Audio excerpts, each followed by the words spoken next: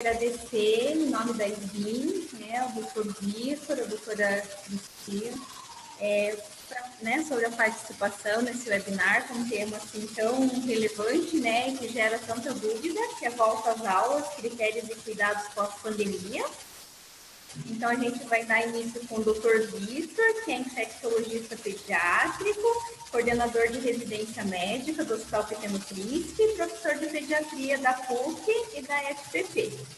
Na sequência, vamos conversar com a doutora Cristina de Oliveira Rodrigues, que é infectologista pediátrica, professora titular de pediatria da UFPR e membro do departamento de infectologia da SBP.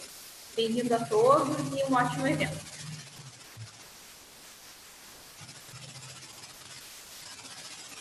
Boa noite a todos também. Em nome da SBIM Paraná, eu gostaria de dar boas-vindas, agradecer aos palestrantes e a Andressa, nossa presidente.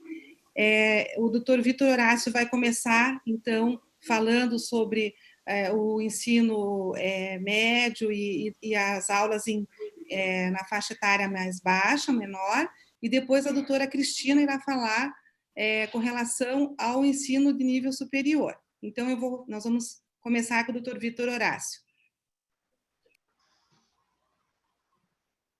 Só mais um aviso, porque eu vou já aproveitar de falar para todos os participantes, que durante a apresentação vocês já podem ir enviando pelo nosso chat as perguntas, porque depois das duas apresentações nós iremos fazer daí, vamos fazer uma sessão de respostas, né, das dúvidas que estejam encaminhadas pelo chat. Ok?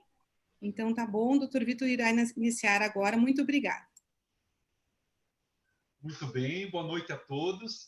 Quero agradecer o convite aqui, a Andressa, a doutora Heloísa, a doutora Cristina, a qual eu fico muito honrado de participar junto de um momento desse, de compartilhar conhecimentos.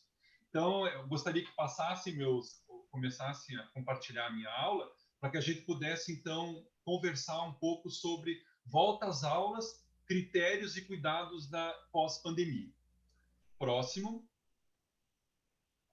Então, nós temos uma situação que é muito delicada com relação ao retorno das aulas, que é exatamente qual é a expectativa do retorno dessas aulas. Quais são as sensações que os pais desses alunos eles vão ter com o retorno dessas crianças. Existe uma segurança para o retorno das aulas? Né? Existe um medo de expor as crianças e suas famílias com relação ao contágio dos vírus? Então, são situações que nós vivenciamos com frequência e são perguntas frequentes dos pais e é o que a gente pôde observar no retorno das aulas nos mais variados países que estão na nossa frente em relação às pandemias. Pode passar. Então, nós vamos falar, eu resolvi abordar essa aula, pode voltar ao slide anterior, eu resolvi abordar essa aula com relação ao que a Unesco fala com relação ao retorno das aulas. Depois nós vamos falar um pouco sobre o que a Unicef determina como retorno seguro. Trouxe 2 artigos para ilustrar para vocês o que aconteceu em algumas escolas e cidades e países onde o retorno das aulas já ocorreu. Vou citar para vocês 4 modelos governamentais, onde a gente já tem o retorno instituído, o que a gente tem de previsão para o Brasil, e aqui algumas perguntas que são frequentes em consultório e frequentes sendo perguntados aí para os pediatras. Pode passar.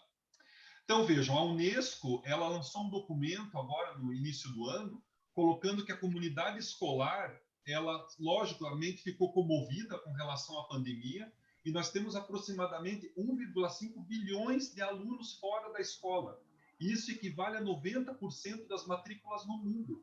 Então, foi uma pandemia de abandono à escola também.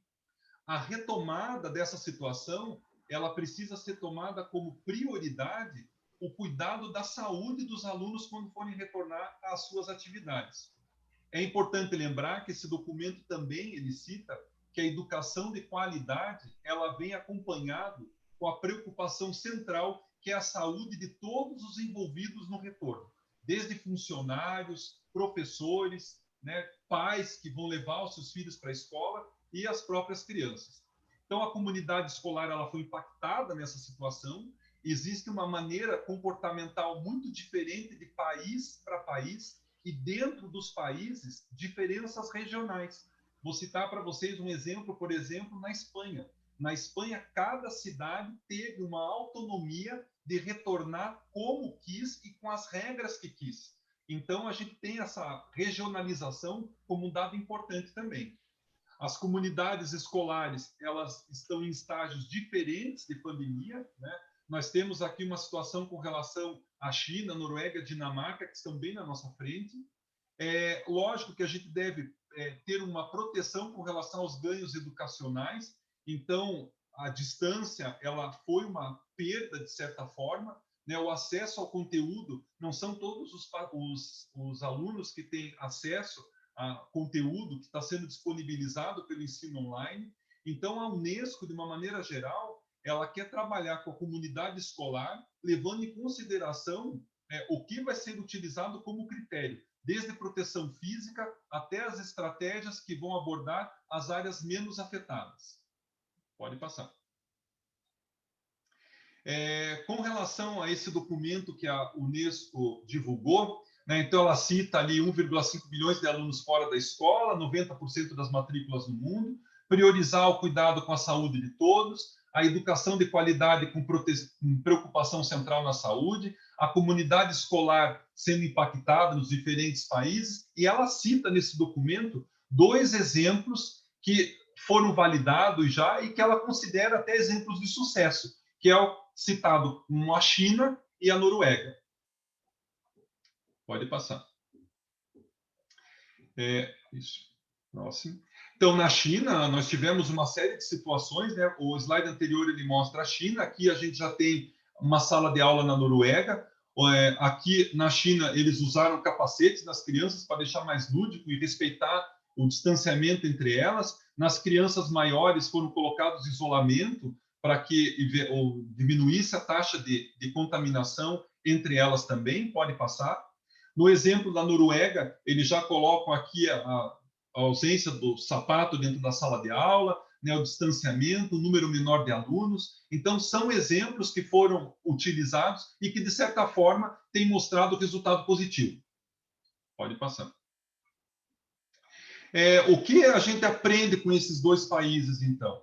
Então, abrir escolas com menos risco. Considerar menos risco epidemiologicamente, nós temos uma taxa baixa de exposição da população ao vírus. Levar em consideração, então, o número de alunos por sala.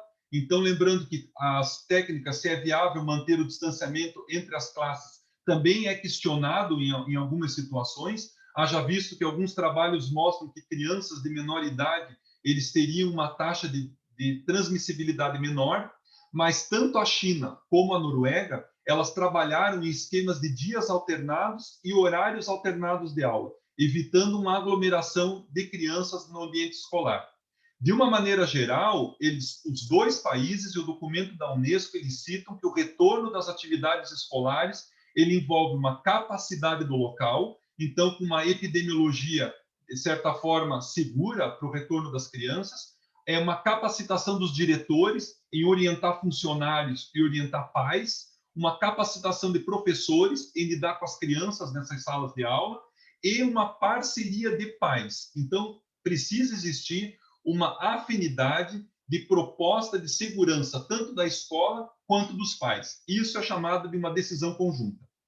Quantos professores são disponíveis e serão afetados pelo retorno, também é um cálculo que foi feito. Haja visto que os professores ficam na linha de frente e eles podem acabar sendo sujeitos à exposição. Basicamente, o que precisa é coordenar o retorno, consultar os atores envolvidos e realizar uma comunicação segura. Haja visto que, na grande maioria dos países em que retornou com as atividades escolares, nós tivemos aparecimento de casos de coronavírus. E, por isso, a importância da comunicação para todos os envolvidos nesse cenário: escola, funcionários, pais e alunos. Uma preocupação grande desse documento é exatamente a evasão escolar. Pode passar. Nós temos aqui uma amostra no Brasil, né? Nós temos uma taxa de evasão muito grande, principalmente entre adolescentes, onde a preocupação maior é que, além da evasão, também se percebe um aumento na taxa da violência contra a criança e também um aumento na taxa da gravidez na adolescência. Então, são sinais de alerta que fazem com que o Brasil também se preocupe com um aumento na extensão do isolamento dessas crianças e da privação delas nos bancos escolares. A Unicef, também outro órgão internacional importante, né, tem uma preocupação muito grande com as crianças, principalmente desassistidas. Haja visto que o Brasil ele tem 6% das escolas onde as crianças do ensino fundamental frequentam sem banheiro. Nós temos uma taxa muito grande de crianças que vão à escola para comer, e nós temos uma taxa muito grande de crianças que vão à escola principalmente para ter um contato com outras crianças, ficar às vezes na escola para que os pais possam trabalhar. Então, o evento social ao qual a privação do retorno à escola está envolvido, ele é muito maior do que simplesmente ministrar conteúdo pedagógico. O risco aumentado da pobreza infantil aqui no mundo, nesse relatório da Unicef, ele também coloca, né? Então, a gente observa que nas várias regiões do mundo houve um aumento, né, com relação à fome, né, com relação à situação da pandemia. Haja visto que a escola é um local onde muitas dessas crianças fazem as suas refeições durante o dia. Pode passar. E aqui, esse documento, ele cita uma preocupação isolada de um país como a Mongólia, onde foi o primeiro país a fechar as escolas e até hoje ainda não abriu. Então, mostrando que a necessidade de você ter um controle epidemiológico muito grande da transmissibilidade do vírus para não expor não só a criança, mas a população de uma maneira geral. Então, ele cita como uma preocupação epidemiológica importante o que acontece na Mongólia. Primeiro país a fechar as escolas e até hoje ainda não abriu e sem previsão do retorno das crianças às atividades escolares. Também nesse documento da Unicef, ele cita os 3 países da América do Sul como exemplos a ser seguidos. Então, a Argentina, o Uruguai e o Peru. O que eles fizeram? Eles tiveram um quadro pandêmico intenso também, porém, o retorno nesses 3 países como estratégia para evitar uma segunda onda do vírus e um aumento de transmissibilidade em criança é retornar pelas áreas rurais. Então, em áreas onde epidemiologicamente você teve menos incidência do vírus, são nessas áreas onde as crianças vão voltar. Então, começando pela zona rural. Então, áreas rurais, áreas menos afetadas, iniciaram também pelas turmas de conclusão do ensino médio, porque o ensino médio, teoricamente, o adolescente, ele respeitaria mais as regras de isolamento. E o ensino infantil, ele veio como uma segunda oportunidade de retorno, principalmente para poder liberar os pais para o retorno ao trabalho. Então, tanto a Argentina, como o Uruguai, como o Peru, eles voltaram às atividades escolares pelos extremos. Os que estavam concluindo o ensino médio e as crianças de menor idade, para poder liberar os pais como força de trabalho e eles voltarem a trabalhar. Basicamente, a gente sabe que a escola envolve futuro, né? Ela envolve, muitas vezes, desejo da família, uma interação importante da família, envolve sonhos, envolve um desejo de adquirir uma carreira, né? Então, as crianças elas estão privadas de muitos desses sonhos que fazem parte da vida delas. Pode passar. Então, reconhecer o contexto de desigualdade que foi agudizado com impacto grande nas crianças faz parte da gente absorver nesse retorno de atividade escolar que nós vamos ter agora. Então, basicamente, tanto na epidemia do Ebola como do H1N1, as orientações foram basicamente as mesmas, né? Então, manter o uso do álcool gel, os ambientes ventilados, verificação da temperatura e o principal, né, uma interação da escola com a comunidade. A escola fazendo a sua parte de tornar a escola um ambiente seguro e os pais em casa mantendo os cuidados também. Eu trouxe para vocês 2 artigos aqui. O primeiro artigo que ele mostra uma situação que aconteceu em Israel. Israel é um país que está bem à frente com relação ao quadro pandêmico E eles foram, na verdade, um dos primeiros países a fechar as aulas em 3 de março e acabaram voltando já em 3 de maio. O que aconteceu com esse retorno em 3 de maio, que é citado nesse artigo? Eles colocam as crianças como retorno, as crianças do jardim, do ensino infantil, e colocaram as crianças do final do ensino médio. E foram gradativamente, a cada 2 semanas, retornando às atividades escolares. Basicamente, o que aconteceu? Em uma das escolas, com 1.200 alunos, ocorreu um surto, uma identificação de 2 estudantes que haviam se contaminado, que estavam com Covid. Os sintomas desses estudantes eram, basicamente, anosmia, tosse e um pico febril isolado. Sendo que no inquérito epidemiológico dessas 2 crianças, eles não tinham tido contato com ninguém sabidamente contaminado. O que a escola fez? A partir do momento que essas 2 crianças foram identificadas como casos positivos, eles investigaram os funcionários da escola, os professores e os alunos. E dos 1.200 alunos da escola, 153 estavam contaminados com SARS-CoV-2. E dos professores, 25. Então, qual foi a atitude que eles tomaram especificamente nessa escola em Israel? Eles fecharam a escola por 14 dias e voltaram a abri-la depois gradativamente. A gente vai ver depois que existem algumas maneiras de você, de repente, isolar um aluno infectado, mas não necessariamente ter que fazer o bloqueio da escola. Então, a prevenção do Covid-19 nas escolas, ela envolve estudar em pequenos grupos e minimizar a mistura dos alunos em atividades e também transporte. Professores e pais devem ter liderança e estimular os alunos no uso de máscara e higiene das mãos, mantendo a distância física. E aqui tem um dado importante, que foi levantado como provável causa da contaminação. Entre o período de 3 de maio e 26 de maio, que quando as 2 crianças foram identificadas como casos positivos, teve 3 dias de intenso calor em Israel. E aí o que eles fizeram na escola? Eles liberaram o não uso da máscara. Então, durante esses 3 dias que não teve uso da máscara, muito provavelmente foi onde teve a contaminação. A frequência escolar deve ser evitada qualquer sinal da doença, então, estimular os pais a não mandarem as crianças para a escola quando estiver doente. Aprender em casa pode também reduzir a necessidade do comparecimento às aulas, então, um incentivo ao ensino híbrido. Ao ar livre, as classes também podem acontecer, então, ambientes onde a escola não utilizava, começou a utilizar como cenário de aprendizado. E o relatório de prevenção e controle de doenças sobre o sistema de ar-condicionado e ventilação e o Covid-19, para essa escola, foi recomendado aumentar a taxa de câmbio e o ar externo com diminuição da recirculação do ar. Então, medidas que foram tomadas, mas que, a princípio, o que foi identificado como causa da disseminação do vírus nesse retorno foi a liberação do uso da máscara em 3 dias de muito calor em Israel.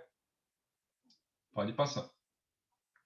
Um outro documento também é um documento que avalia a transmissibilidade de crianças, então, com relação ao coronavírus, né? Então, avaliou-se a possibilidade, ajustando uma estrutura de idade modelo matemático de dados epidêmicos da China, Itália, Japão, Singapura, Canadá e Coreia do Sul. Nessa situação aqui, foi estimada a suscetibilidade à infecção em indivíduos com menos de 20 anos de idade e aproximadamente metade da dos adultos com mais de 20 anos.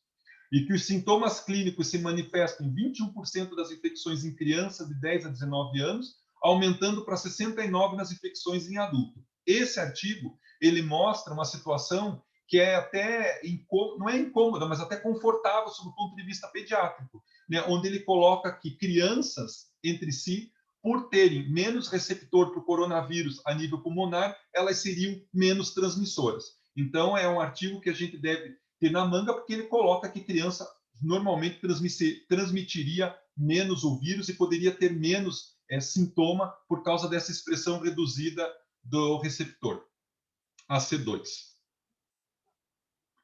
Então, a volta às aulas, o que a gente tem de exemplos a ser seguidos aí, ou até de ser avaliados? Então, eu peguei uma amostra do que foi feito na Dinamarca, na França, no Reino Unido e em Singapura. Então, na Dinamarca, as escolas estão abertas desde 15 de abril, né? As crianças tem que lavar a mão exaustivamente, né, no esquema de 5 a 6 vezes por dia, né, intensificado dependendo da atividade.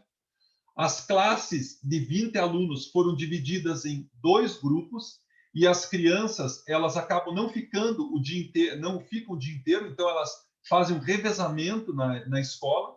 No recreio, elas podem brincar em grupos de no máximo 4 e cada grupo fica em um canto do pátio. O que a Dinamarca fez, que eu acho interessante compartilhar com vocês, é um esquema de ninhos, né?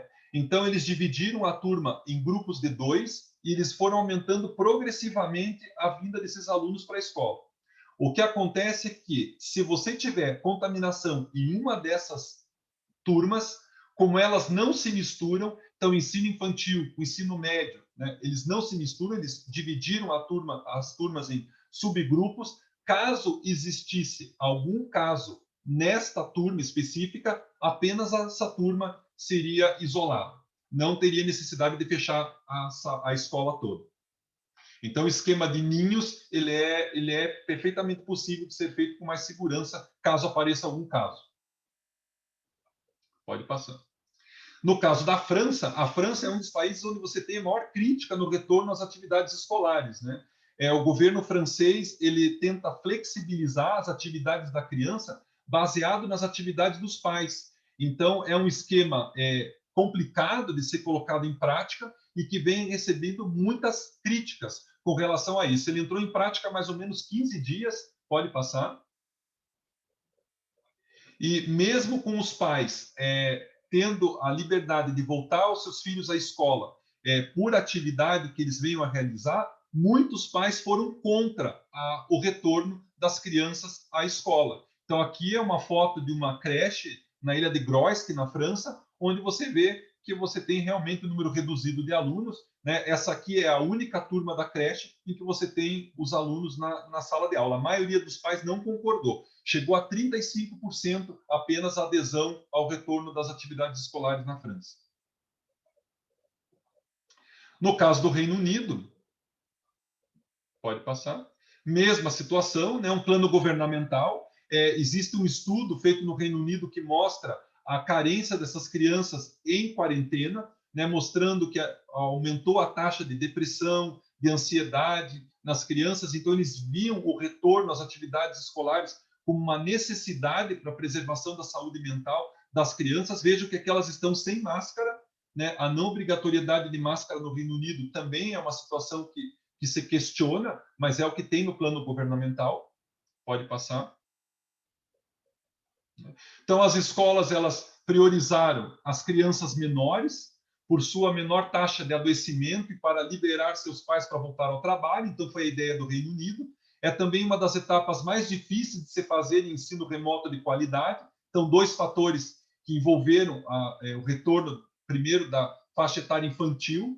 Reabriu em 1º de junho, crianças da pré-escola e anos iniciais, que não puderam mais fazer as aulas sentadas lado a lado em carpê, como de costume, mas sim enfileiradas em carteiras. Um modelo de sala de aula mais antiquado e menos interativo. Questionamento que eles fizeram lá com relação ao soninho das crianças, né? Então, eles mantiveram a atividade de berçário, só que a atividade de berçário sempre com berço sim, um não, e as crianças dispostas cabeça e pé, para não ter um encontro de face a face. Cada turma foi dividida em 2 grupos, né? Um deles frequenta as aulas de segunda e terça, o outro grupo de quinta e sexta-feira, e na quarta-feira as escolas são fechadas para fazer uma limpeza minuciosa do ambiente. Pode passar. Singapura, que é um dos modelos de ensino mais elogiados no mundo, né? Pode passar.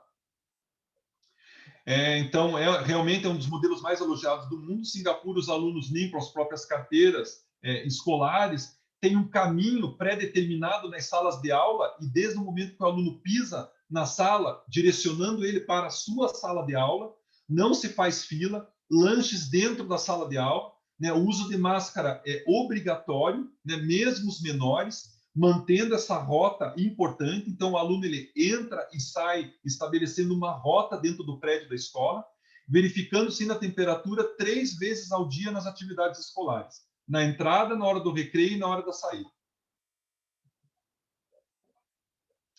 E no Brasil, né? Lógico, nós vamos ter uma volta às aulas em novos tempos. Muito provavelmente nós não vamos ter as mesmas situações e os mesmos hábitos que nós tínhamos até então. Então, o que que nós temos no Brasil?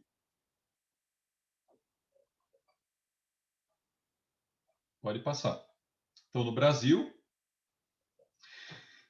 Brasil, a grande dificuldade é uma falta de uma liderança nacional com relação a uma política institucionalizada federal, né? Cada região tem adotado o seu modelo.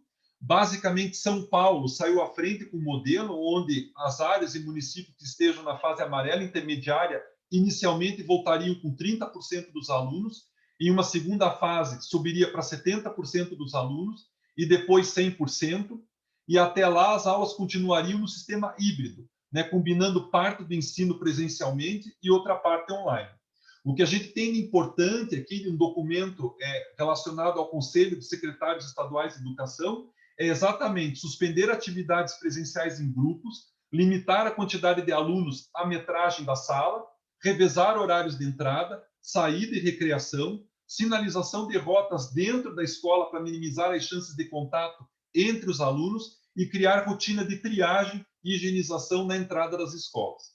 Pedagogicamente, o documento orienta ainda que as escolas devem ampliar sua jornada diária, repor as aulas aos sábados e, se possível, até à noite, dependendo da faixa etária, para compensar as perdas da quarentena e dar apoio psicossocial a alunos, professores, além de fazer busca ativa de alunos que possam ter decidido abandonar os estudos durante o período de isolamento. Então, esse é um documento que a gente tem baseado no CONSEG, que é o Conselho de Secretários Estaduais de Educação. Pode passar. Por mais rígidos os controles na escola, né, os pais não estão enviando seus filhos, né? Então, o que a gente observa, tanto no Reino Unido, como em Singapura, na França, né, em todos os países que eu citei para vocês, é que o retorno ele não está sendo aderido pela grande maioria dos pais. Os pais não se sentem seguros. E por que eles não se sentem seguros? A maioria deles responde porque ainda não tem vacina. E, lógico, a vacina ela vai demorar. Ela não vem para já. É importante lembrar que essa vacina está sendo testada em adultos. Depois de testada em adultos, tem uma etapa para testes em criança. Então, nós vamos ainda enfrentar um bom tempo da escola sendo um ambiente onde o aluno vai acabar frequentando sem a vacina estar disponível no mercado. Pode passar. E aí tem algumas situações onde o pediatra, muitas vezes, vai ter que responder perguntas para tentar acalmar os pais, porque os pais querem saber de algumas coisas que, muitas vezes, eu acho importante o pediatra estar atento para responder. Pode passar a primeira pergunta. Então, dentre as várias perguntas, quais são aquelas que os pais mais fazem? Né? Quando as escolas vão abrir? É uma pergunta frequente, é difícil a gente dizer, né? Na verdade, a escola vai abrir quando necessariamente você tiver um quadro epidemiológico seguro. Hoje, por exemplo, em Curitiba, a gente não está ainda num ambiente seguro para retorno das atividades escolares. Nós estamos em pleno platô, né? Mais uma semana mantendo o mesmo nível do número de casos, nós acreditamos que provavelmente a gente vai ter uma queda. Mas agora, epidemiologicamente, ainda não é o momento. Então, mais do que perguntar para o diretor da escola quando que ele abre para poder voltar as crianças para a escola, nós temos que ver a nossa parte também, né? Depende de uma decisão epidemiológica. Então, a resposta vem das secretarias de saúde. Próximo. Não quero voltar com meu filho para a escola. O que o senhor acha? Olha, na verdade, assim, voltar para a escola é importante para a criança, porque hoje a gente tem uma preocupação muito grande com a saúde mental dessas crianças em casa. Então, lógico que vai voltar para a escola se epidemiologicamente estiver seguro. Mas se o pai não se sentir à vontade, cabe às escolas oferecerem um tratamento que é, na verdade, caracterizado como ensino híbrido. A criança ainda pode ficar em casa e ter a opção da manutenção do ensino online. Próxima. E a máscara? Bom, a máscara é uma situação problemática, né? Porque crianças menores de 2 anos, a gente não recomenda o uso de máscara. De 2 a 6 anos, se a criança souber manipular a máscara, é o ideal, então é importante a máscara. Apesar da gente ter um documento da Academia Americana de Pediatria, onde ela questiona a necessidade da máscara, muito provavelmente no Brasil o uso da máscara vai ser obrigatório para as crianças voltarem para a escola. Lembrando da necessidade da troca, né, a princípio, principalmente na hora do recreio, ali na hora do lanche, a necessidade da troca, e cada vez que ela estiver úmida, suja, umidificada, teria que trocar. Então, a máscara deve fazer parte, sim, do retorno das nossas crianças para a escola. Próximo. Meu filho é grupo de risco. Então, veja, o que é considerado grupo de risco para criança, né? Basicamente, crianças que têm doença de base hematológica, doença neurológica, doença cardíaca, e um dado que chama muito atenção para nós na pediatria é o aparecimento da obesidade como um grupo de risco importante. Isso seria com relação à criança. No entanto, se essa criança é contato domiciliar de alguém com grupo de risco, o que a gente orienta? Que essa criança não deveria voltar à escola no primeiro momento. A gente deveria esperar 2 ciclos da doença, que seria aproximadamente 1 mês, para daí essa criança voltar caso o quadro epidemiológico se mantenha seguro, porque ela é contato de um portador, de uma pessoa de risco em casa. Eu sou grupo de risco, meu filho deve voltar às aulas, é a questão que eu comentei na pergunta anterior. Os tapetes sanitizantes e as trocas de calçado são importantes? Não. Não tem evidência de que a escola precisa ter o tapete, né, e que você precisa retirar o calçado para entrar na sala de aula, a fim de evitar a contaminação.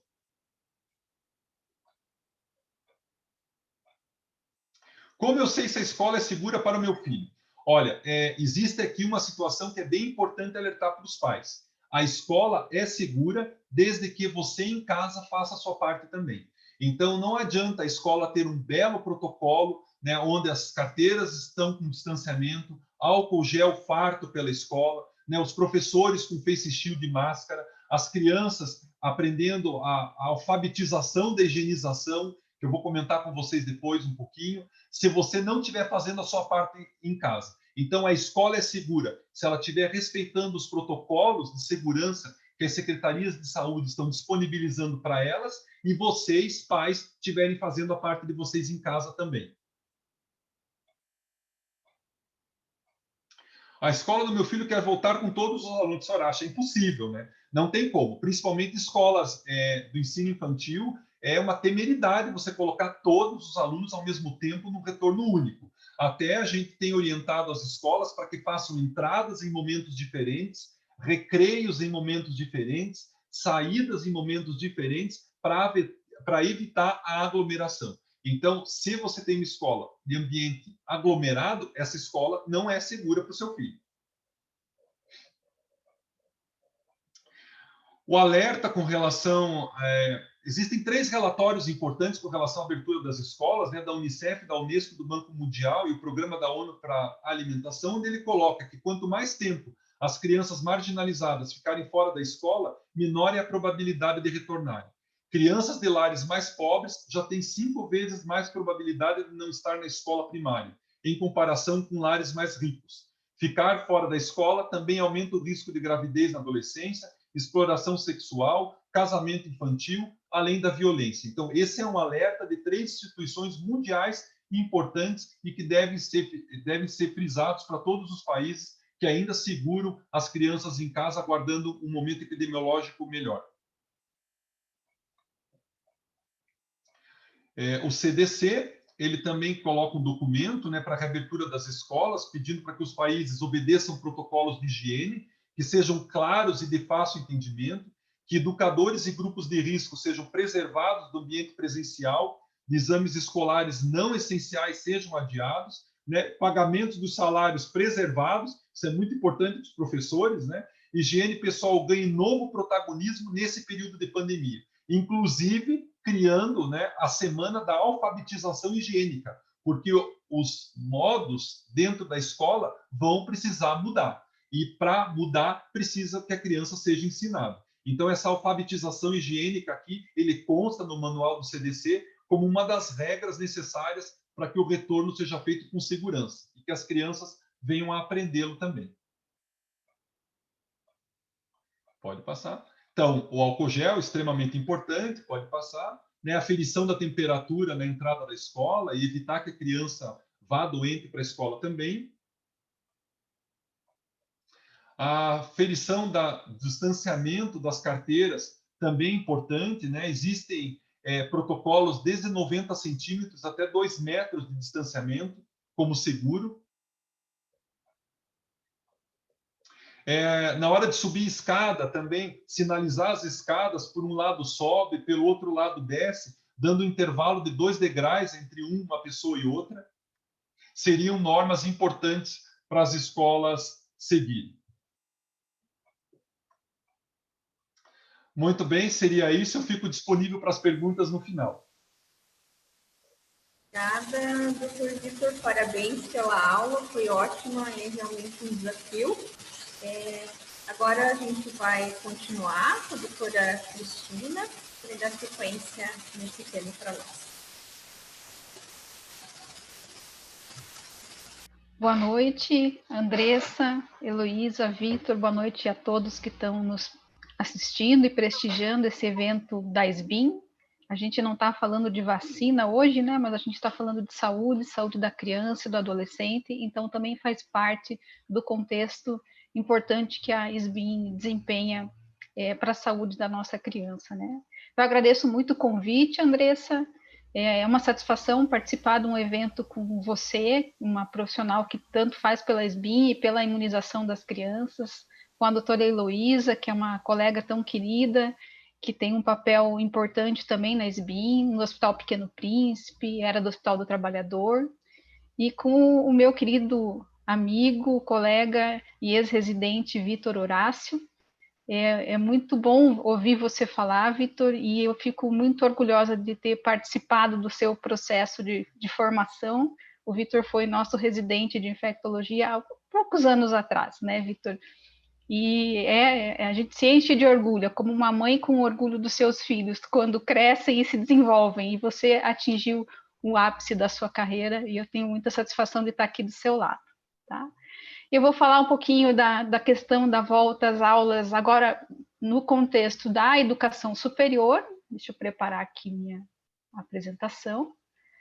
Então, muitas coisas o Vitor já adiantou, né? Porque os conceitos, eles são muito parecidos, né? Então, eu vou abordar a situação da paralisação do ensino superior, vou fazer algumas reflexões e depois a gente pode discutir um pouquinho. Então, eu não tenho nenhum conflito de interesse relacionado a essa apresentação. E eu vou fazer, então, considerações sobre a situação atual da pandemia em relação às instituições de ensino superior, algumas reflexões sobre o retorno às atividades acadêmicas e os cuidados a serem tomados por essas instituições de ensino. E eu peço permissão para vocês, para a gente fazer, antes de começar o assunto propriamente dito, fazer uma volta um pouquinho no tempo, fazer um túnel do tempo para o dia 31 de dezembro de 2019. Vamos lá para 23 horas e 59 minutos, onde todos nós estávamos comemorando a passagem para um ano novo, né, para um ano de 2020, todos com muitos planos, porque 2019 tinha sido um ano muito complicado e a gente tinha muito plano para 2020, e nós brindamos com as nossas famílias, nós vivenciamos a nossa fé com as nossas oferendas, a nossa religião, cada um com a sua, vestimos branco, né, pulamos onda, comemos coisas que dizem que devemos comer para ter um ano promissor, até coisas que às vezes a gente não gosta, mas com toda essa comemoração e, de certa forma, na nossa ingenuidade, a gente não estava percebendo o que estava por vir, né? O que 2020 nos esperava. E eu fico pensando quem é que não pulou a onda, né? Talvez tenha sido isso o fator que fez acontecer tudo que está acontecendo.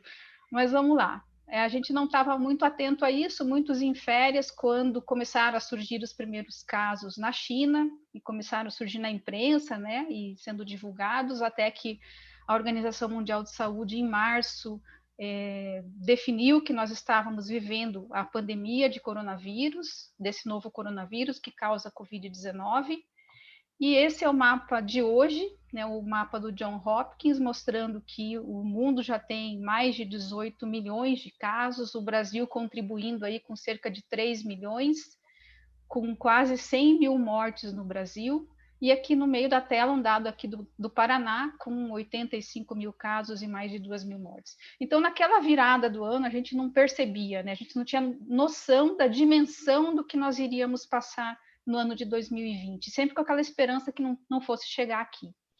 E lá no mês de março, em meados de março, as escolas fecham, não só aqui no Paraná, eu coloco aqui 2 notícias do Paraná, mas isso aconteceu no Brasil como um todo, em momentos um pouquinho diferentes, mas foi o que aconteceu. Tanto escolas de ensino fundamental, ensino médio, como escolas de nível superior acabaram fechando na sua quase totalidade, né? Quando a gente olha, então, para os dados da educação superior no Brasil, esse é o último inquérito do INEP, o Censo da Educação Superior de 2018, que mostra que o Brasil, lá em 2018, tinha 2.537 instituições de nível superior, entre universidades, centros universitários, faculdades, institutos federais e Cefetes. Na sua grande maioria, são instituições privadas, como está aqui nessa pizza, 11% são públicas, e o que a gente viu é que a pandemia atingiu todas mais ou menos da mesma forma, e o retorno acaba sendo diferente, dependendo se é uma instituição pública ou privada.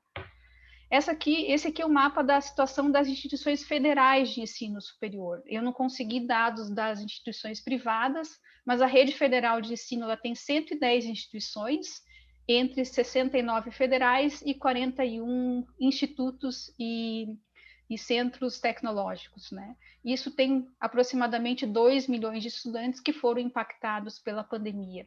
Então, esse mapa colorido, ele mostra a situação das instituições federais de ensino superior, dessas 110, onde a grande maioria está com atividades suspensas, e algumas já fazendo o ensino remoto. Esse mapa é de umas 3 semanas atrás, então talvez tenham mais instituições que tenham aderido ao ensino remoto e pouquíssimas com o ensino presencial. Especificamente na área médica, né, eu trouxe um dado aqui do Paraná. O Paraná tem 21 escolas médicas, esse dado é da Associação dos Estudantes de Medicina do Paraná. Dessas 21 escolas, 12 são privadas e 9 públicas, e quando a gente olha o internato, né, lá a fase final do curso de medicina, a gente observa uma discrepância também entre as escolas públicas e as privadas. Essa informação é de 13 de julho, então talvez ela esteja já um pouco defasada, mas naquele momento 6 escolas públicas estavam paradas, que já tinham internato vigente, e 3 das escolas privadas. Agora, algumas públicas já voltaram ao internato também, num modelo um pouco diferente, mas a gente vê que o impacto é muito grande. E a imensa maioria das escolas médicas, até o quarto ano do curso, estão paradas, né? Muito poucas voltaram a atividades, ou estão em ensino remoto, né? Ensino remoto emergencial. E quais são as consequências, né, da suspensão dessas atividades? O Vitor já pontuou algumas coisas, eu vou trazer algumas outras. Então, você interrompe o processo de ensino e aprendizagem, e para aquelas que nem estavam começando ainda, né, porque foi no mês de março, eles estavam iniciando, nem houve o que interromper, porque não houve o que começar propriamente dito, né? Com isso vieram os desafios na criação e manutenção do ensino remoto, que não é uma situação simples de você implantar no ensino superior. Existem os desafios para você mensurar e validar a aprendizagem do ensino remoto, que acaba sendo a alternativa que nós dispomos. Nós temos impactos sobre a saúde mental dos estudantes, dos docentes e dos funcionários das instituições de ensino, atrasos nos desenvolvimentos de pesquisa e extensão. Isso para as escolas públicas é muito importante, porque elas são responsáveis pela maior parte da pesquisa e da extensão que é feita. Aumento das taxas de evasão, e aqui eu digo que talvez seja até muito maior que no ensino fundamental e na educação, no ensino médio, e as consequências econômicas, né? Não só para as escolas privadas, mas como as consequências econômicas como um todo, uma vez que nós vamos ter atraso de formaturas e de egressos para ocupar o mercado de trabalho, né? Então, a gente vai ter um problema em relação a isso no futuro. Então, aqui eu trago algumas considerações importantes do CDC, para aberturas de instituições de nível superior. Esse é um documento do mês de maio, ele não foi revisado, o CDC revisou recentemente o documento para as escolas, para crianças, mas para adultos ele não foi revisado. Então, segundo eles, as instituições devem pensar num retorno no sentido de proteger estudantes e funcionários e retardar a progressão do SARS-CoV-2, da Covid-19. Deve-se levar em consideração as diferenças importantes das instituições de ensino, tanto em termos geográficos, tamanho, estrutura, infraestrutura de laboratórios, cenários de práticas. Então, as instituições são muito diferentes entre si. Os planos de reabertura devem ser construídos de forma colaborativa com as autoridades de saúde local. A gente vai ter que falar a mesma língua que eles. E a implementação deve ser guiada pelo que é possível, prático, aceitável e adaptado às necessidades de cada uma das instituições.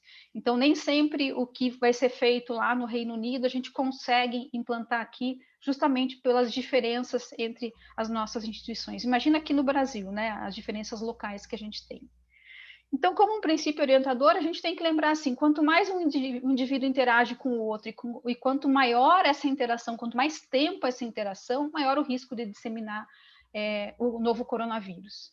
Isso a gente já sabe e a gente já conhece o papel de transmissão do adulto, né? O adulto é o grande transmissor do coronavírus. Diferente do vírus influenza, onde a gente conhece o papel da criança como um grande disseminador, como um grande vetor. No coronavírus, aparentemente, é o adulto que é o mais importante. Por outro lado, a dinâmica de uma pandemia em um cenário de escolas abertas a gente ainda não conhece, né? Então, a gente tem os exemplos que o Vitor trouxe de escolas de outros países, e em relação ao ensino superior, isso ainda é muito tímido. A gente vê que no Brasil, poucas abriram, algumas estão ensaiando esse processo. Quando a gente vai ver na América do Norte, a grande maioria das escolas de nível superior não abriu. Algumas estão apontando, sinalizando que vão abrir esse ano, agora para o outono deles.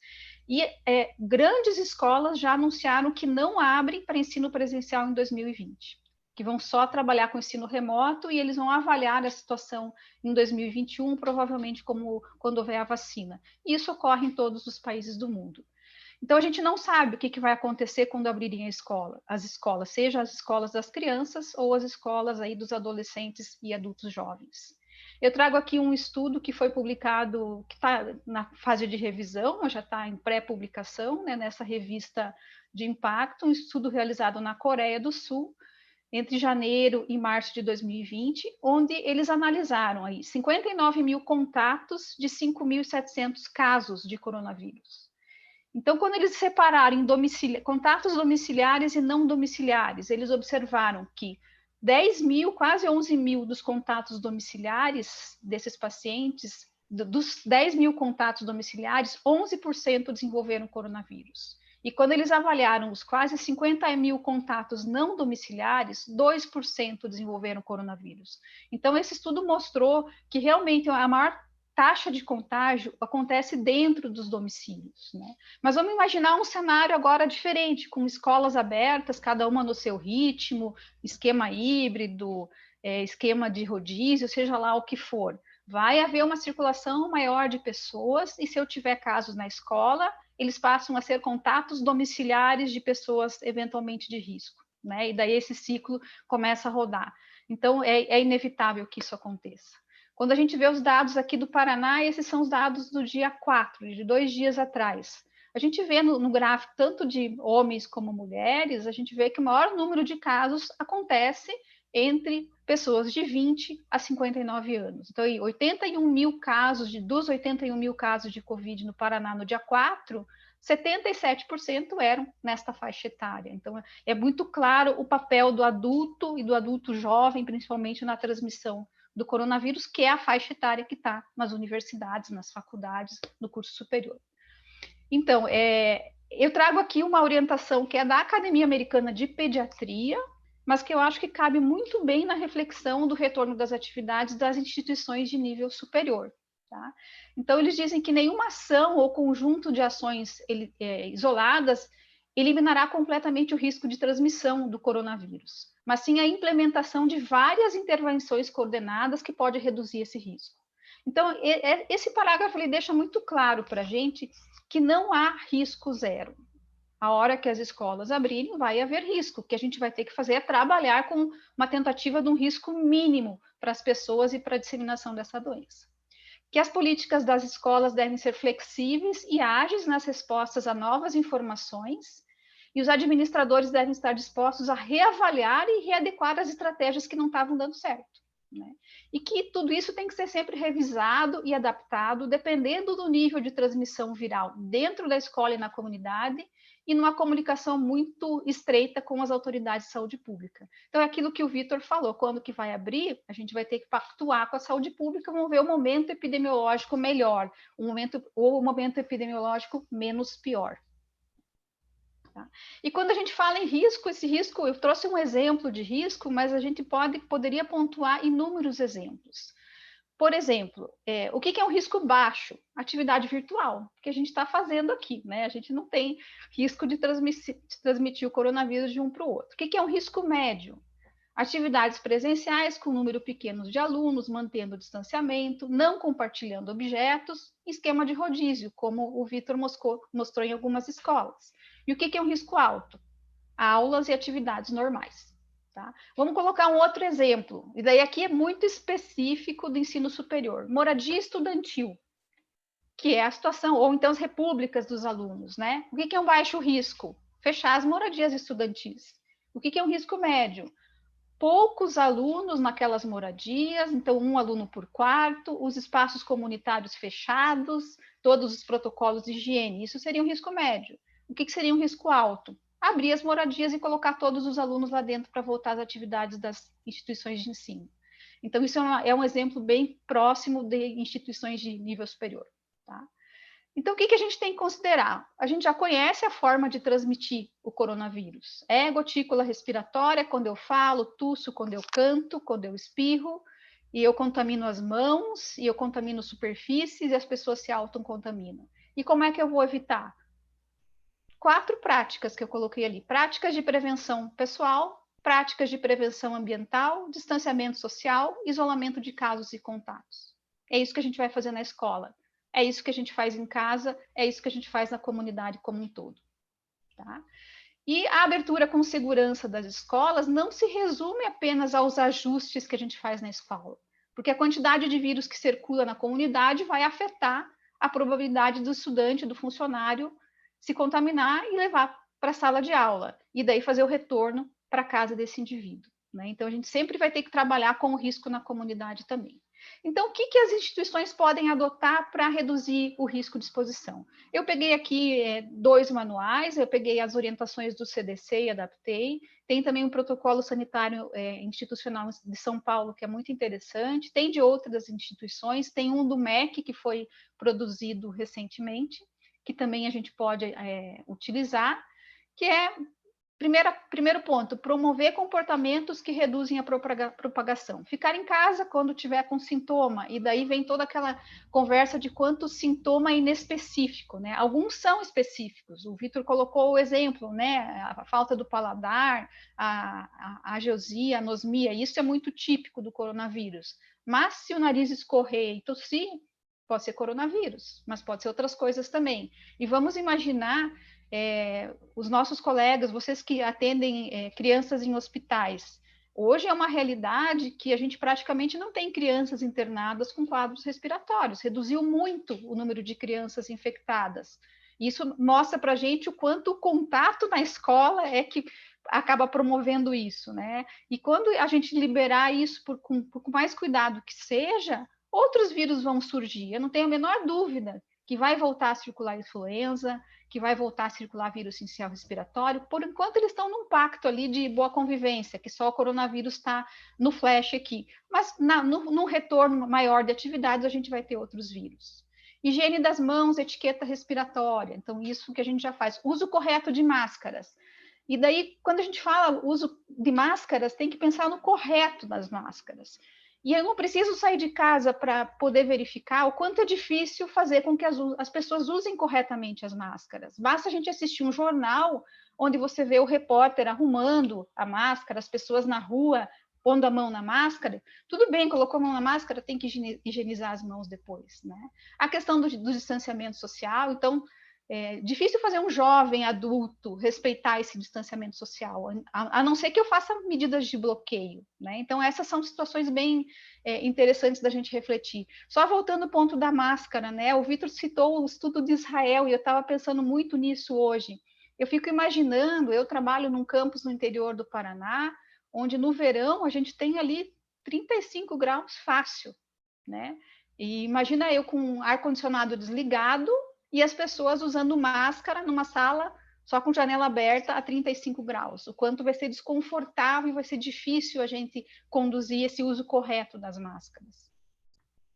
Ambientes saudáveis. As instituições têm que promover um ambiente saudável, mapear os riscos. Cada instituição vai precisar avaliar os seus ambientes, biblioteca, laboratórios, etc., e avaliar quantas pessoas podem frequentar, existe ventilação ou não, como é que vai ser a rotina de limpeza daquele local. Então, eu preciso mapear a minha instituição para definir qual risco vai ser aceitável em cada local e como minimizar o risco.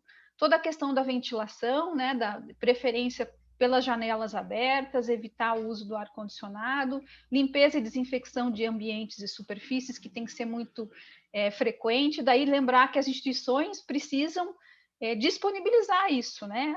Sabonete líquido, papel toalha, lixeiras de acionamento por pedal. Então, são detalhes que têm que ser pensados. Utilizar barreiras físicas e guias, principalmente para limitar espaços comuns, né? Então, se você deixar tudo aberto, as pessoas vão circular livremente e, na ocorrência de um caso, você vai ter mais dificuldade, você vai acabar tendo que fechar a escola inteira. Salas de aulas maiores para turmas menores, ensino híbrido, não compartilhar objetos. Então, tudo isso que está lá na escola de ensino fundamental também vai ter que estar na escola de ensino superior. E daí vem o serviço de alimentação, né? A gente tem restaurantes universitários nas universidades que servem 2.000, 3.000 refeições por dia, né? Como fazer isso? Então, as refeições, de preferência, devem ser individuais, não usar sistema de buffet, utensílios descartáveis. Então, tudo isso vai gerar um custo maior para essas instituições. A questão da avaliação da temperatura é uma questão bastante polêmica, né? Lembrando que muitos não fazem aumento de temperatura, então só o aumento de temperatura não quer dizer que, se a pessoa tiver com a temperatura normal, ela pode estar com coronavírus também, mas é mais uma ferramenta que pode ser utilizada.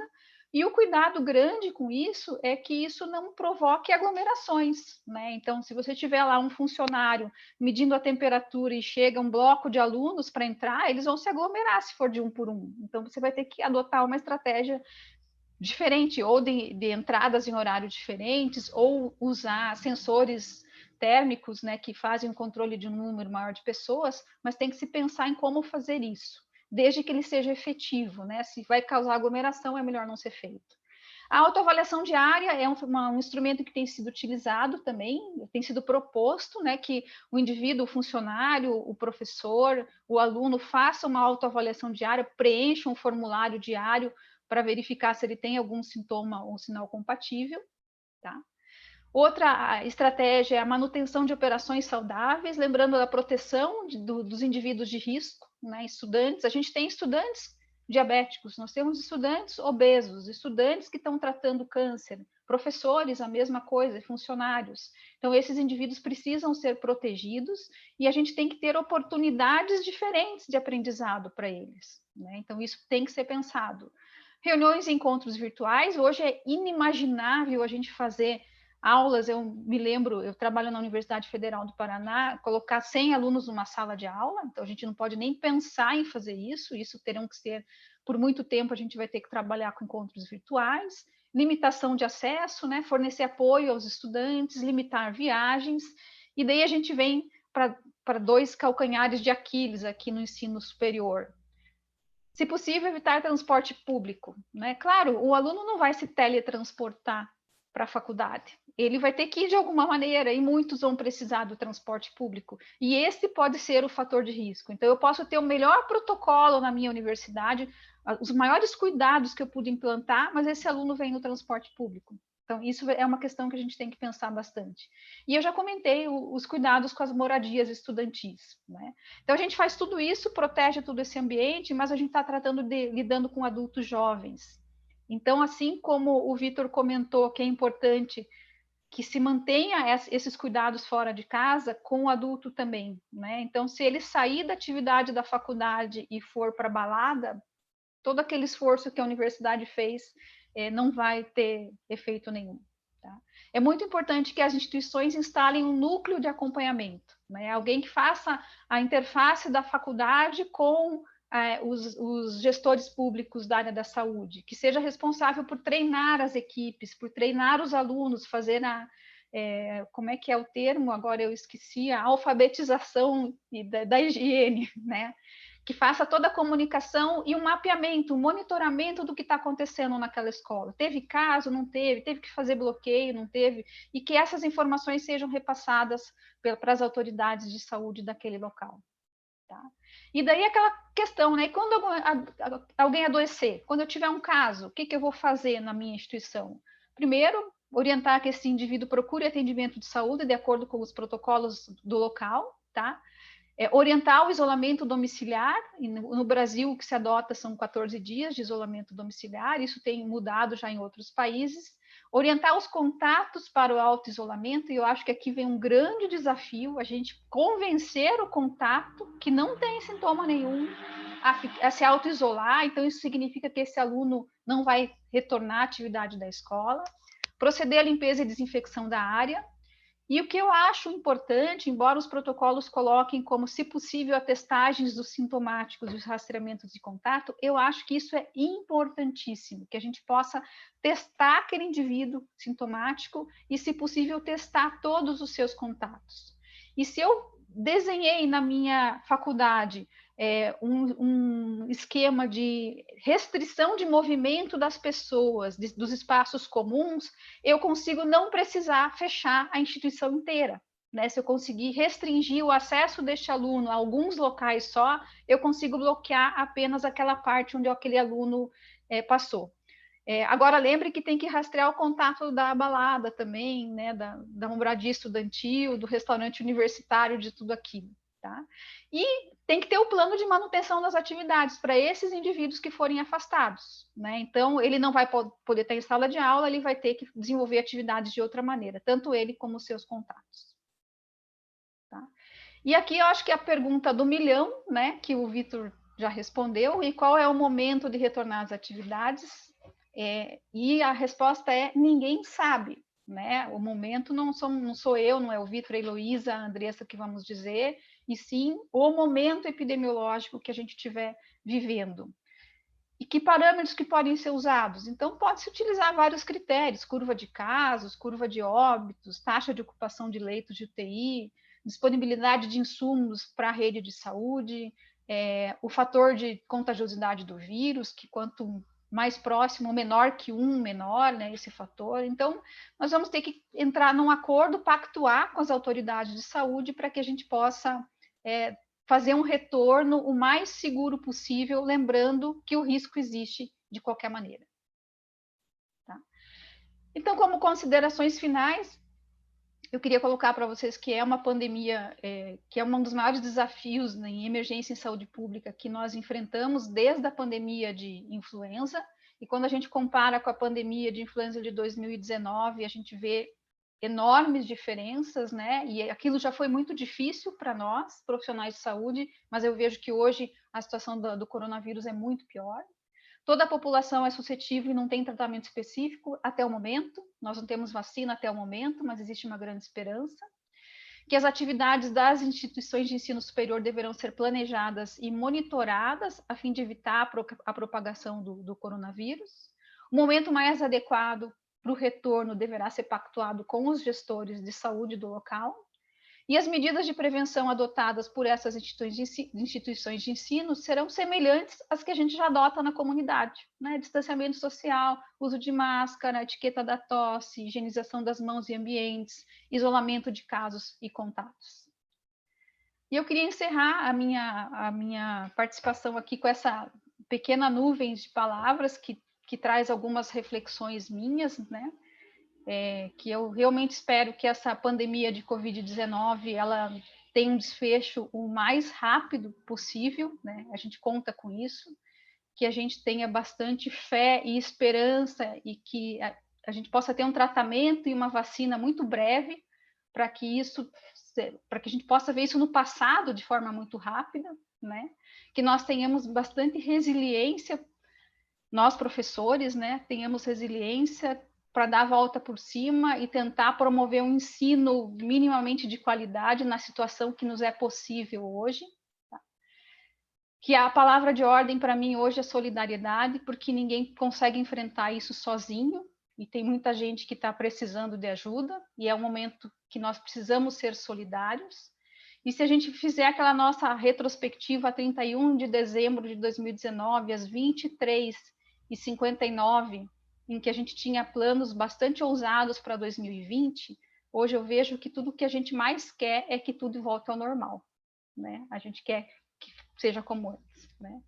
Então é isso, eu coloco o meu e-mail aqui e eu fico à disposição também para alguma discussão, caso tenha. Obrigada. Obrigada, doutora Cris, foi brilhante a sua aula, né, como sempre. Obrigada. Eu que agradeço de estar, né, compartilhando a tela aqui com profissionais tão renomados, doutora Cris, doutor Vitor, doutora Heloísa.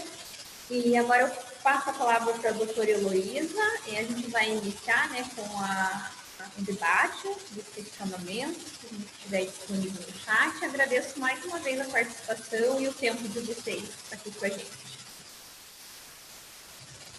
Bom, parabéns aos dois, né, palestrantes, foi maravilhoso esse contexto todo que vocês colocaram, né? Eu acho que tem várias perguntas aqui pelo chat, né, que eu já vou começar a passar para vocês, né?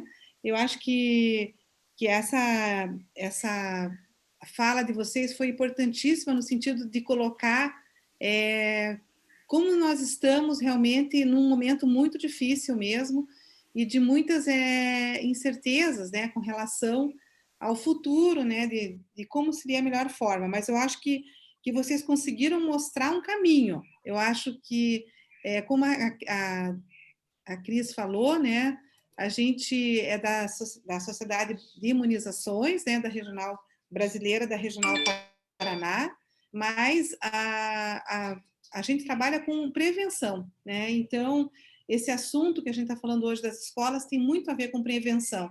É prevenção do controle de infecção, eu também atuo nessa área, né, de controle de infecção hospitalar, então é uma área que eu gosto muito, e eu acho que tem muito a ver, né, porque quando a gente fala de vacina, até agora pela pandemia, a gente está reforçando, né, que as vacinas têm que estar em dia mesmo durante a pandemia, e a gente também está falando de prevenção, aquilo que vocês dois muito bem colocaram, né, com a questão do risco de transmissão.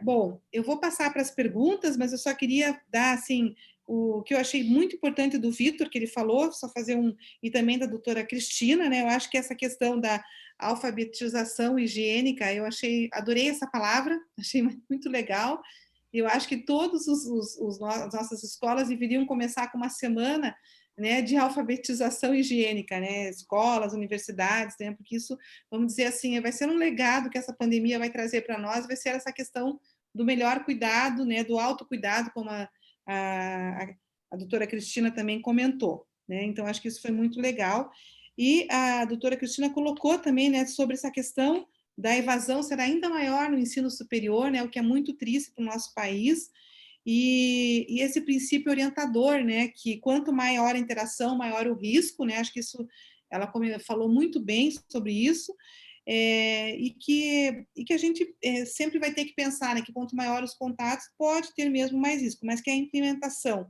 de várias intervenções coordenadas pode reduzir muito esse risco. Eu acredito nisso, porque eu acho que se a pessoa tiver um comportamento de cuidado, de autocuidado e também de solidariedade, como a doutora Cristina falou também, o doutor Vitor também comentou isso, com as pessoas próximas, a chance de contaminar e ela também se autocontaminar é menor. Agora, às vezes você tem uma pessoa que tem um comportamento já que não é muito adequado, vamos dizer assim, mesmo que ela vá para ambientes de baixo risco, ela pode ter mais risco também de contaminação. Então, acho que isso é uma coisa bem importante, né? Então, acho que com isso eu vou passar aqui para as perguntas do chat, né, que uma das perguntas aqui que vieram vários comentários parabenizando, né, os nossos dois palestrantes, e ela comentou se as crianças, acho que essa poderia ser para o Vitor, né,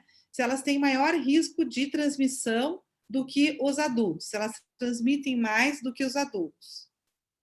Esse é um grande questionamento, né, que se tem, que alguns trabalhos mostram que entre criança transmitiria menos. Agora, criança contaminada com adulto de risco, a transmissibilidade poderia acontecer sim. Então, entre elas, um risco menor, mas elas com adultos, um risco significativo. Ok, Vitor.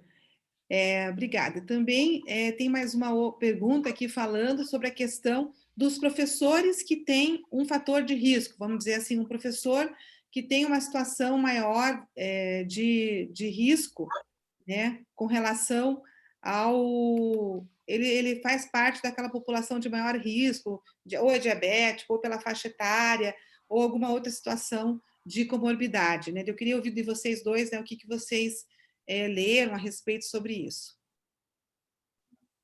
Quer falar, Cris? Bom, na verdade, isso se aplica para o professor, para o aluno e para o funcionário da instituição, vou incluir aqui as crianças ou os adultos e adolescentes e adultos jovens, essas pessoas idealmente não devem voltar às atividades, pelo menos neste primeiro momento, né? Então, eles devem ser protegidos, eles precisam ter garantias das suas atividades à distância, né, que eles possam desenvolver trabalho remoto. O Vitor colocou muito bem garantias de salário, né, Vitor? Profissão dessas pessoas. É um desafio, eu vejo que eu trabalho numa instituição federal, para as instituições públicas isso é muito complicado, porque nós não temos previsão de reposição para esse tipo de situação. Então, eu vou ter, por exemplo, um professor que ele está muito bem de saúde, mas ele tem um fator de risco, seja lá qual for o fator de risco dele, ele não pode voltar à atividade, e eu não consigo contratar um professor substituto, porque não há previsão para isso, né? Então, isso vai ter um impacto no ensino, com certeza, e daí nós vamos ter que ser muito criativos para que ele consiga desempenhar suas atividades de forma remota, ainda que com um certo prejuízo para o processo de ensino-aprendizagem. Existe uma situação também, doutora Heloísa, que é quando você pergunta para os pais, né, se os pais querem retornar com seus filhos para a escola, existe a pressão para a escola abrir, mas na hora que a escola abre, para os pais colocarem as crianças na escola, muitos não querem. Também existe a situação dos professores, né, onde manifestação de alguns sindicatos de professores também são contra a abertura das escolas e os professores estarem voltando no momento epidemiológico que a gente está vivendo. Até só para completar, hoje uma notícia no New York Times, essa discussão nos Estados Unidos, onde existe um protocolo de reaberturas agora para o outono das escolas, e, por exemplo, Chicago, que é o terceiro maior distrito escolar do país, definindo que não vai voltar, que os professores decidiram que não querem, que os pais dos alunos não se sentem confortáveis, mas o que me chamou a atenção foi o motivo: infraestrutura. Muitas escolas não têm infraestrutura para fazer as adequações necessárias para atender adequadamente a comunidade acadêmica, né? Então, veja que é uma discussão mundo afora. Uma outra questão aqui que também está no chat de perguntas é com relação a isso, puxando já esse gancho da infraestrutura, né?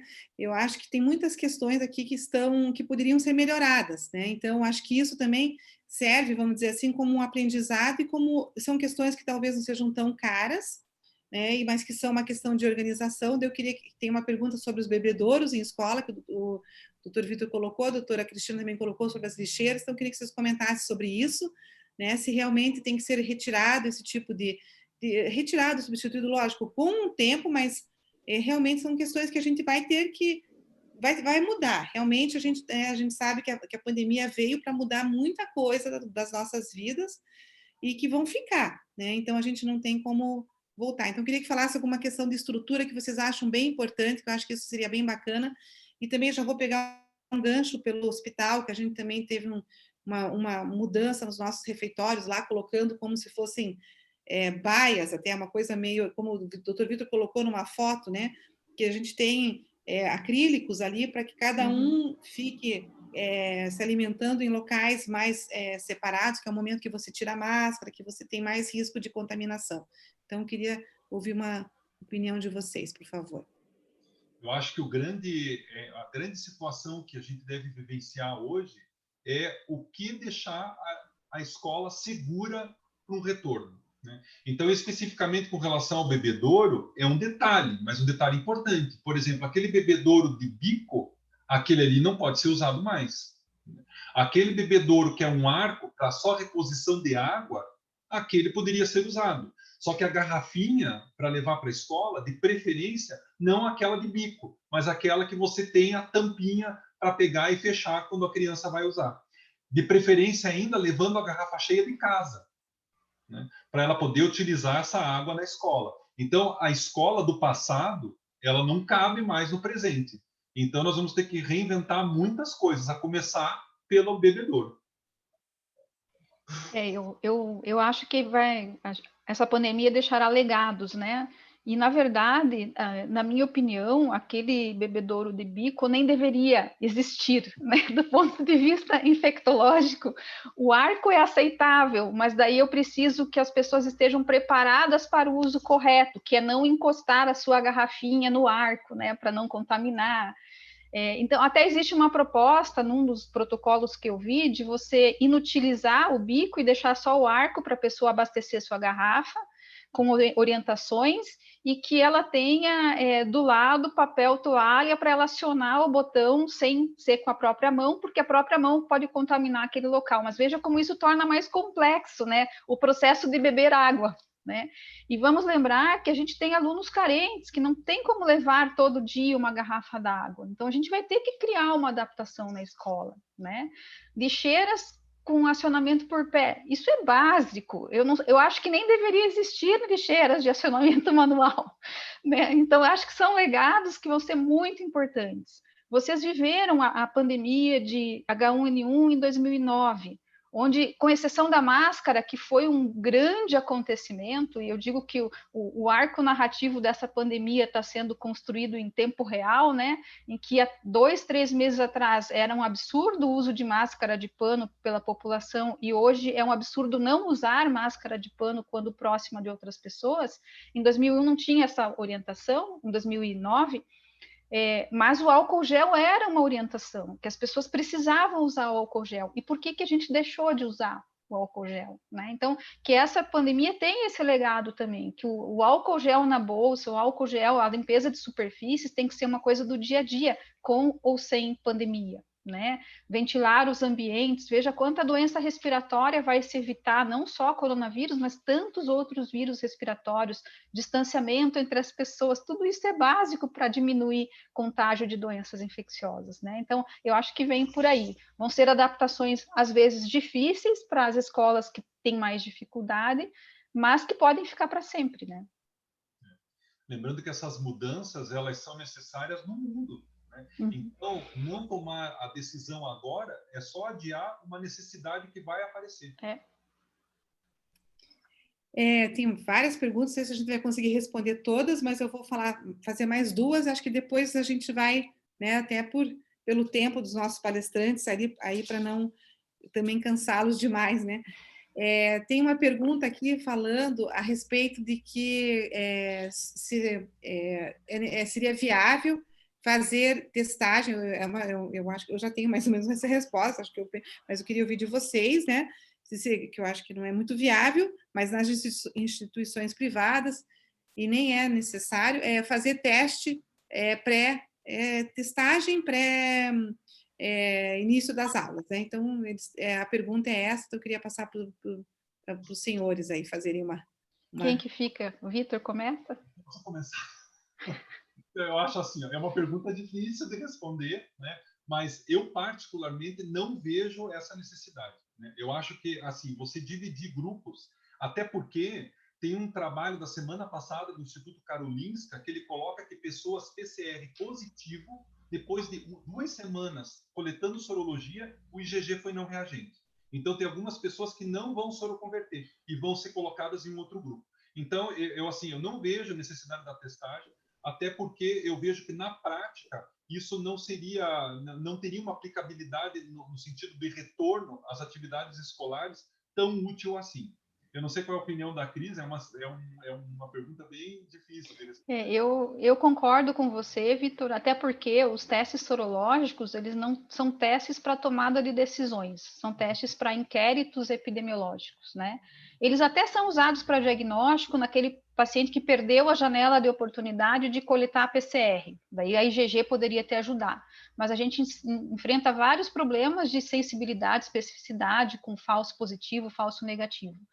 O teste que deve ser feito no sintomático é o PCR. Daí sim, na minha fala, o que eu coloquei assim, que eu acho importante que a gente isole os sintomáticos e os contatos, e, se possível, esses sejam testados, mas não também com teste sorológico, com testes de biologia molecular. Né? Então, concordo com a Heloísa e com o Vitor que os testes sorológicos vão causar mais confusão e não vão nos dar a segurança que a gente precisa. E até porque ele vai refletir mais ou menos um momento. E esse momento muda todo dia, né? A situação daquele local muda todo dia, toda semana. Então, nós vamos fazer testes sorológicos semanais, não tem aplicação prática nenhuma nisso, né? Exatamente, é muito dinâmico, né? Então, não tem realmente, né? Concordo plenamente aqui com os palestrantes. E uma outra pergunta que está sendo feita também, acho que com essa pergunta a gente vai encerrar, né? Tivemos muitos participantes, teve muitas dúvidas aqui, nós vamos tentar responder depois, né? Na sequência.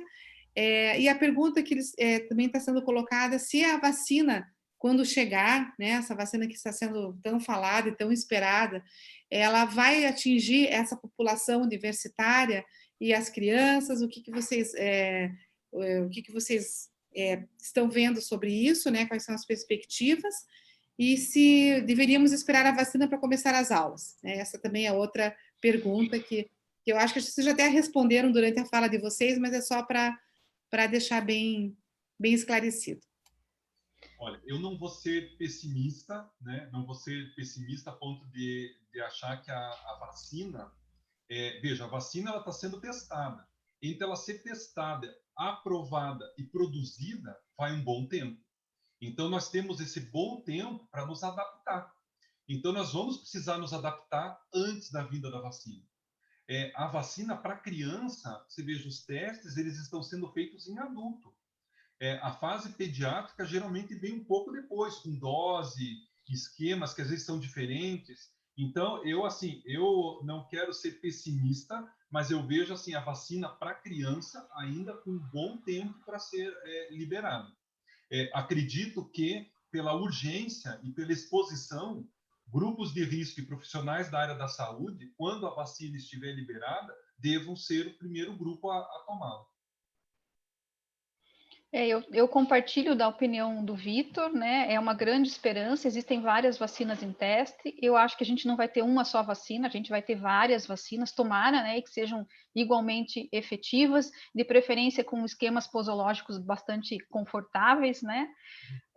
Mas tem esse fator que o Vitor coloca, provavelmente ela será feita escalonadamente, de acordo com o grupo populacional, e daí, diferente de influenza, em que criança é prioridade, a criança provavelmente não será a maior prioridade, serão profissionais de saúde, pacientes, indivíduos com fatores de riscos e depois os adultos. Mas existe uma questão muito dramática em relação à vacina, que é a logística de produção e distribuição. Nós temos 210 milhões de brasileiros, né? Como é que nós vamos ter de uma hora para outra? Vamos imaginar que daqui a 6 meses tenha lá a vacina X está pronta para ser uso. Nós vamos ter algum laboratório que produza 210 milhões para o Brasil, sendo que a população do mundo inteiro quer a vacina. Então, por mais que haja produção, será que a gente vai ter toda ela? Então, provavelmente ela também virá em lotes, né? Isso vai ser espaçado. Então, de fato, a gente não vai ter como esperar a vacina. A gente vai ter que ficar atento ao momento epidemiológico, para o retorno, e concordo que hoje não é o momento do Paraná. O Paraná está a região sul está numa situação muito ruim, e a gente espera que seja um platô, que não seja a ascensão, né? Que esse platô em poucas semanas comece com a inflexão dessa curva, e dentro de algumas semanas ou meses a gente tenha uma situação mais segura que a gente possa retornar, mas sempre atentos, porque vai ter que ter uma estratégia muito elaborada de vigilância, porque a gente viu exemplos em outros lugares que tiveram que fechar, e eu não tenho dúvida que isso vai acontecer no Brasil também, né? Parece caso, fecha, depois reabre com novos cuidados, e isso vai ser um exercício, vai ser um grande aprendizado para todos nós, mas definitivamente não vai ter como esperar a vacina. É isso mesmo, a vacina a gente tem grandes expectativas, nenhuma vacina foi tão esperada, né? E a gente sabe que a vacina nunca também teve uma vacina com uma produção tão rápida, né? Com os estudos, com as fases evoluindo de uma forma tão rápida, mas eu acho que a gente também não pode esperar as vacinas, e a gente tem muito que fazer, eu acho, já pelos exemplos maravilhosos que vocês deram aí, de situações que a gente pode sim implementar, e claro, tem o risco zero não existe, né? Mas eu acho que vocês deixaram bem claro aí como que a gente pode voltar já de alguma forma mais segura. Claro, cada um customizando, né, a sua rotina conforme a sua realidade de ambiente. E a gente viu que tem vários contextos de escolas, né, que vocês colocaram, e que até as rurais, onde tem menor circulação de vírus, né, que daria até para começar de uma forma bem mais tranquila, mas também com os devidos cuidados. Então, eu queria agora passar a palavra para vocês fazerem as mensagens finais de vocês. Antes de mais nada, eu também queria avisá-los que no dia 20 de agosto nós faremos um novo evento virtual aqui pela SBIM, falando sobre vacinas meningocócicas, e daí eu gostaria de pedir a palavra para vocês para fazer as mensagens finais, e daí, Andressa, por favor, você faz a finalização. Tá? Muito obrigada, foi excelente, aprendi muito com vocês hoje, achei que foi uma revisão muito completa, muito atualizada. Muito obrigada, Cris e Vitor. Eu sei que era desafiador esse tema, mas cabeças importantes e pensantes como vocês só nos ajudam a nos enriquecer, né, na parte de nos ajudar a visualizar os melhores caminhos. Então, muito obrigado pelas contribuições de vocês. Bom, eu quero agradecer, doutora Heloísa, Andressa, pelo dinamismo aí que coordena a SBIM, Seção Paraná, né, a doutora Heloísa, pelas ideias brilhantes aí de montar esses grupos para que a gente possa contribuir, né, para que os colegas, as pessoas possam assistir e compartilhar com a gente as dúvidas que a gente possa ter, né? O coronavírus, ele se tornou um vírus que, infelizmente, para a gente, ele tem muitas dúvidas e poucas certezas ainda. Então, é um desafio. Qualquer tema dentro do coronavírus é um desafio para infectologista falar, né? Mas quero agradecer a oportunidade de poder estar aqui compartilhando uma situação que é emergencial para a gente, que é realmente o retorno das crianças à escola. Dizer que foi um prazer participar com a doutora Cris aqui, a minha eterna professora, inspiradora na infectologia. Espero ter feito par duro aqui junto com ela na exposição dos assuntos. Muito obrigado pelo convite. Eu queria finalizar, Heloísa, dizendo, lembra quando você me chamou para participar desse webinário? Foi na época que teve o último, né, com o Renato Furi falando da vacina, e a Heloísa me convidou, e eu falei, mas, meu Deus, eu levei algumas horas para responder para ela, porque eu falei, Heloísa, eu tenho mais dúvida do que resposta. Como que a gente vai trabalhar com isso? Mas, no fim, eu encarei como mais um desafio, e foi muito bom, foi muito gratificante poder estudar e aprender com vocês aqui. E saber que as minhas dúvidas são as dúvidas que existem em vários lugares, e que exemplos de outros lugares podem nos ajudar a traçar as nossas estratégias. Queria agradecer muito o convite da SBIM, né, SBIM Paraná, Andressa e Heloísa, parabenizar pelo trabalho de vocês, frente à SBIM aqui, ao Vitor, no Pequeno Príncipe, na Sociedade Paranaense de Pediatria, pelo teu trabalho lá também, e espero poder participar de outras situações com vocês junto também. Obrigada. Eu agradeço mais uma vez, né, a participação de todos vocês. As aulas foram brilhantes. Realmente nós tínhamos uma rotina antes da pandemia e agora nós vamos ter uma rotina, né, pós-pandemia. São várias adequações, mas eu acredito que caminhando e fazendo, né, as adequações necessárias, a gente vai seguindo um caminho e é tudo muito novo para todo mundo, e, né, com muitas dúvidas. Mas obrigada. E a Isbin, né, em nome da Isbin, a gente agradece a participação e dos participantes também, que teve um bom ibope, né? Obrigada. Obrigada. Até logo. Tchau, tchau. Tchau, tchau.